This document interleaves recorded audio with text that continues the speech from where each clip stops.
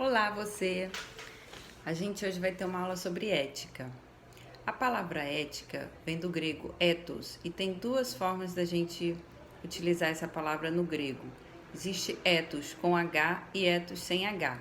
Ethos com H significa costume e ethos sem H significa caráter. A gente pode dizer que primeiramente se distingue se a pessoa tem caráter ou não. E na evolução da noção de ethos, a gente vai ter a possibilidade de evocar costumes danosos para a comunidade e costumes benéficos para a sociedade. Quem primeiro faz essa diferenciação é Sócrates.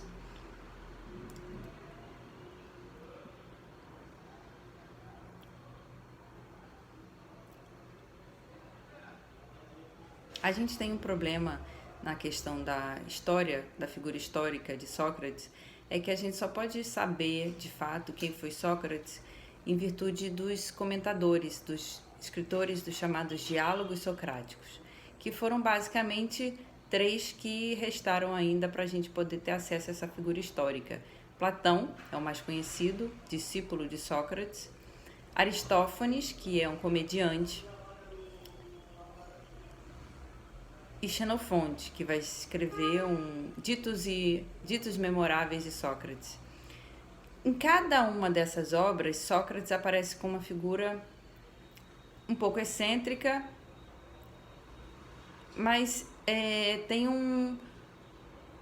o que unifica essa figura talvez seja justamente a prática de questionar. Ele questionava todo e qualquer comportamento. E se aquele comportamento seria benéfico para a pessoa que se comporta, se esse comportamento poderia fazê-la feliz, a pessoa que se comporta, e se esse comportamento seria bom para a comunidade, como uma forma geral. E aí Sócrates chega à conclusão que existem alguns comportamentos que, quando realizados, tornam a comunidade como um todo mais feliz.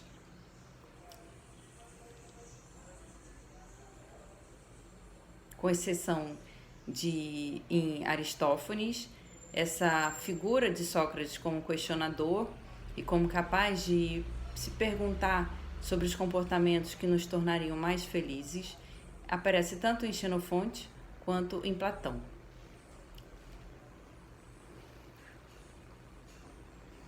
A questão sobre os comportamentos que nos fariam mais felizes é respondida a partir da noção de virtude, areté em grego.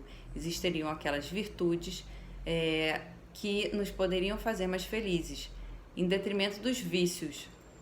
A primeira ética, talvez a gente possa dizer que a primeira forma de legislar ou de pensar o comportamento seja aquela que distingue vícios de virtudes. De uma forma geral, virtudes são as atitudes que nos tornam mais fortes e vícios são aquelas atitudes que nos tornam mais fracos. E a gente pode pensar que, na verdade, primeiramente seriam as virtudes que tornam a cidade, a polis, em grego, como um todo, mais forte. E os vícios seriam aquelas atitudes que tornam a polis, a cidade como um todo, mais fraca. Quais seriam as atitudes que tornam a sociedade, a comunidade como um todo, mais forte?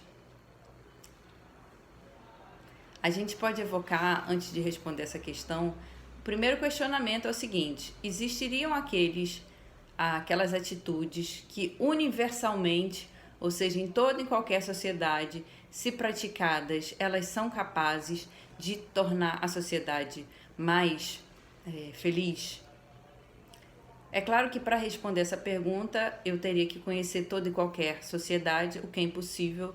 É impossível eu ir até uma cidade longínqua daqui para investigar se aquela sociedade é ou não praticante de algumas virtudes e se essas virtudes são capazes de fato de tornar a sociedade mais feliz. Haja vista essa impossibilidade, tem muitos filósofos que respondem que é impossível uma ética universalista, é preciso a gente ver cada caso. Mas não é o caso de Sócrates, pelo menos a partir daquilo que nos lega Platão. Sócrates vai responder que não, é possível uma ética universalista, o que é uma tendência muito grande de tendência não, desculpa, a gente pode argumentar. O argumento fundamental é o seguinte: existem justamente aquelas atitudes que, quando praticadas, tornam a sociedade como um todo mais feliz. E aí a gente tem, por exemplo, a prática dos índios Yanomami, que é a seguinte: os índios, quando são jovens, quando são crianças, como vocês que estão assistindo, a princípio, pode ter alguém com mais idade, mas ainda assim jovem, porque se está assistindo é jovem, assistindo aqui na sala de filosofia. Tem a alma jovem para poder estar assistindo, com certeza, para poder estar aprendendo junto.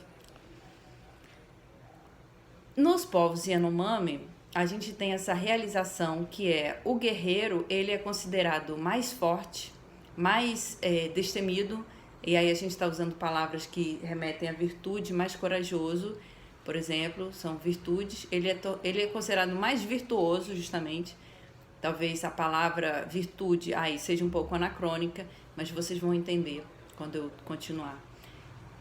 Esse índio Yanomami, ele vai ser considerado mais forte quando ele traz a caça. Ele vai caçar e ele traz a caça. E ele não come a caça, ele não traz essa caça, o mamute, seja lá o que for, ou a galinha, ou, melhor dizendo, vamos usar os animais que são caça. A anta, quando o guerreiro traz uma anta, se ele não come dessa anta, ele é considerado mais forte, mais guerreiro. Por quê? Porque ele trouxe a caça para a comunidade como um todo. Então, é a partir da repercussão dos gestos e das atitudes desse guerreiro na comunidade que ele é julgado mais forte ou não. Isso parece evocar uma ética universalista, porque sempre que alguém de uma comunidade ela tiver como diretriz do seu comportamento a comunidade e não a si próprio, não seus interesses individuais, ela vai ser considerada mais virtuosa, vai ser mais benquista por essa comunidade. Repetindo, né? A gente pode encontrar ecos daquilo que Sócrates aponta como sendo ético, uma atitude ética, nos povos Yanomami. E como que a gente pode encontrar isso? A gente pode encontrar na forma de julgar da tribo perante um guerreiro. Então, assim, se o guerreiro ele age com interesses individuais apenas, ele é considerado menor. Se ele pega uma caça, uma anta, e ele come sozinho essa anta, ele é considerado um guerreiro desprovido de caráter, desprovido de ética. Repetindo, a gente está usando os termos da filosofia para julgar uma atitude que é de uma tribo brasileira. Isso pode ser tomado como um equívoco, ou melhor dizendo, como algo anacrônico. Ou seja, eu pego um julgamento de valor da Grécia Antiga para julgar um povo que é aqui brasileiro.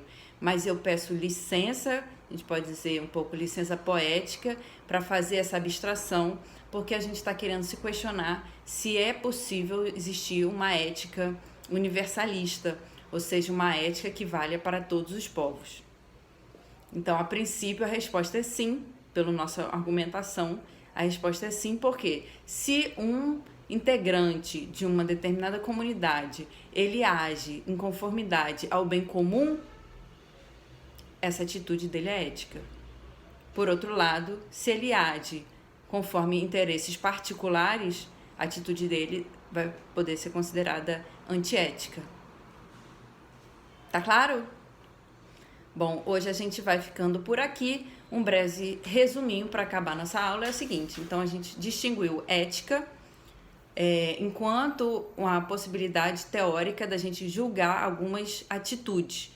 E aí a primeira ética foi a ética das virtudes, a possibilidade da gente falar que existem determinados comportamentos que podem fazer com que a sociedade ou a comunidade em que a gente vive se torne mais feliz ou mais vigorosa.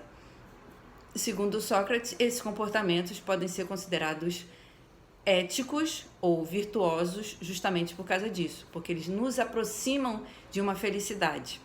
E aí a gente trouxe como exemplo os índios Yanomami, na possibilidade de evocar como é a ética também para esses índios, a fim de julgar se é possível existir uma ética que valha para todos os seres humanos. E aí a gente falou, não, existe uma ética Yanomami que é a seguinte: quando um guerreiro ele age em conformidade ao bem comum, ele é considerado melhor do que aquele que age em conformidade apenas a si próprio, apenas o indivíduo. E aquele que ele age em conformidade ao bem comum, ele vai poder ser alçado a outras instâncias do conhecimento, do saber. Por exemplo, ele pode ser evocado pelos índios da floresta para ser cacique ou para ser pajé. E aí isso vai depender dos espíritos da floresta. Tá bom? É muito semelhante àquilo que acontece na Grécia Antiga em termos de deuses, porque também o guerreiro, quando ele age em conformidade ao bem comum, os deuses vão poder agir sobre ele. Atenas, a deusa da guerra, a deusa também da sabedoria, né? E os outros. Um beijo no coração. Tamo junto. Eu tenho uma aula sobre deuses gregos, eu vou colocar nos comentários para quem possa se interessar por assistir. Tamo junto. Qualquer dúvida, estamos aqui.